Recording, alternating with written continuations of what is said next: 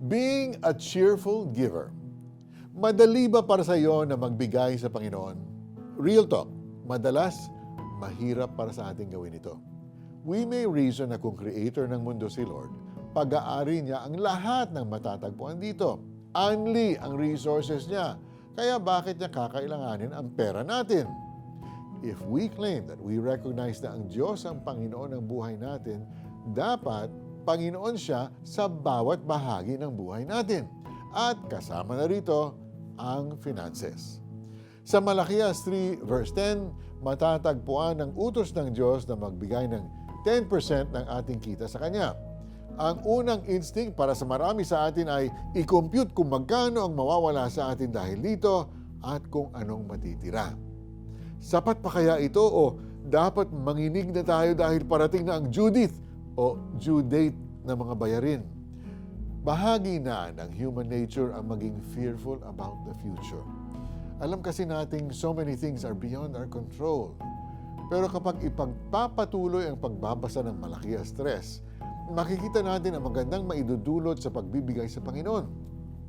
Magbubuhos siya ng pagpapala sa atin at hindi niya hahayaang magkulang tayo sa ating pangangailangan.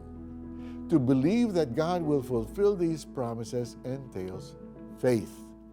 Giving to the Lord requires that we trust Him.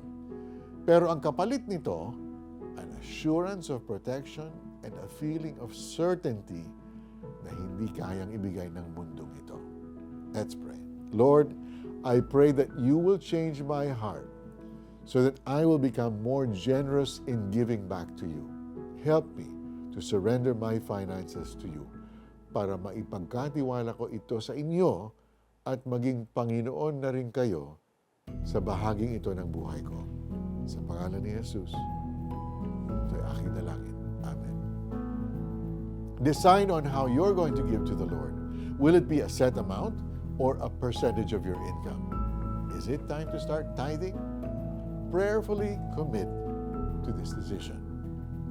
Ang bawat isa'y dapat magbigay ayon sa sariling pasya, maluwag sa loob, at di napipilitan lamang sapagkat iniibig ng Diyos ang kusang nagbibigay ng may kagalakan.